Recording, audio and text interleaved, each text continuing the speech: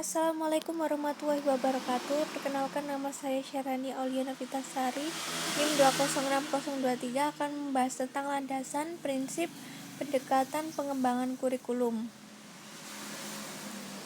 Landasan dalam pengembangan kurikulum.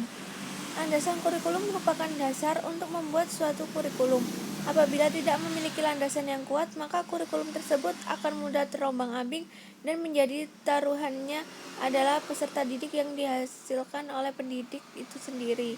Agar kurikulum tersebut dapat berfungsi serta berperan sesuai dengan tuntutan pendidikan yang ingin dihasilkan seperti tercantum dalam rumusan tujuan pendidikan nasional yang telah digariskan dalam Undang-Undang Nomor 20 Tahun 2003, landasan pengembangan kurikulum dapat diartikan sebagai suatu gagasan, asumsi, atau prinsip yang menjadi sandaran atau titik tolak dalam mengembangkan kurikulum. Pada prinsipnya ada 4 landasan pokok yang dijadikan dasar dalam setiap pengembangan kurikulum. Yang pertama adalah landasan filosofis. Asumsi tentang hakikat realitas, hakikat manusia, hakikat pengetahuan, hakikat nilai yang menjadi titik tolak dalam pengembangan kurikulum. Yang kedua adalah landasan psikologis. Asumsi yang bersumber dari psikologi yang dijadikan titik tolak dalam pengembangan kurikulum. Yang ketiga, landasan sosial budaya. Asumsi yang bersumber dari sosiologi dan antropologi yang dijadikan titik tolak dalam pengembangan kurikulum. Keempat, landasan ilmiah dan teknologi. Asumsi yang bersumber dari hasil-hasil riset atau penelitian dan aplikasi dari ilmu pengetahuan yang menjadi titik tolak dalam pengembangan kurikulum. Kemudian prinsip dalam pengembangan kurikulum. Ada prinsip relevan. Prinsip ini dibagi menjadi dua, yaitu eksternal dan internal. Prinsip relevan eksternal yaitu kompetensi lulusan sesuai dengan kebutuhan pengguna lulusan. Komponen-komponen tersebut memiliki relevansi dengan tujuan ilmu, pengetahuan, dan teknologi.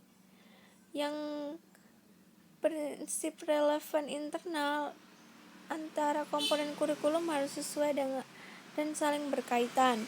Yang kedua ada prinsip fleksibilitas, kesatuan dalam kebijakan dan keberagaman dalam pelaksanaan diversifikasi kurikulum. Prinsip fleksibilitas berkenaan dengan kebebasan atau keluasan yang dimiliki guru dalam mengimplementasikan kurikulum dan adanya alternatif pilihan program pendidikan bagi siswa sesuai dengan minat dan bakat. Yang ketiga, prinsip kontinuitas, yaitu adanya kesinambungan dalam kurikulum baik secara vertikal maupun secara horizontal. Yang keempat, prinsip praktis dan efisien. Maksudnya mudah diimplementasikan dan kompatibel. Kurikulum harus mudah dilaksanakan, menggunakan alat-alat sederhana dan biaya juga murah. Yang kelima, prinsip efektivitas. Pemenuhan kebutuhan siswa sehingga mampu mengembangkan kapabilitas atau kapasitas intelektual siswa untuk menjadi warga negara yang bertanggung jawab dan mampu berkontribusi pada daya saing bangsa. Keenam, prinsip khusus. Ada prinsip khusus yang harus diperhatikan dalam pengembangan kurikulum, antara lain prinsip keimanan, nilai dan budi pekerti luhur, penguasaan integrasi nasional, keseimbangan etika, logika, estetika, dan kinetika, kesamaan memperoleh kesempatan, abad pengetahuan dan teknologi informasi, pengembangan keterampilan hidup, berpusat pada anak, serta pendekatan menyeluruh dan kemitraan. Pendekatan dalam pengembangan kurikulum. Pendekatan subjek akademik adalah bentuk atau model tertua di antara model lainnya, dan biasanya suatu lembaga pendidikan atau sekolah sampai sekarang tidak bisa lepas dari pendekatan ini. Pendekatan humanistik. Kurikulum ini berdasarkan aliran pendidikan kepribadian yang berkembang oleh Johann Dewey. Pendekatan humanistik lebih memberikan tempat utama kepada siswa. Hal ini bertolak pada asumsi bahwa anak didik adalah individu yang pertama dan utama dalam pendidikan. Mereka adalah subjek dan pusat kegiatan pendidikan. Anak didik itu memiliki potensi, kemampuan, dan kekuatan untuk berkembang. Kemudian, humanis juga berpegang pada teori Gestalt yang memandang bahwa anak adalah merupakan satu kesatuan yang menyeluruh.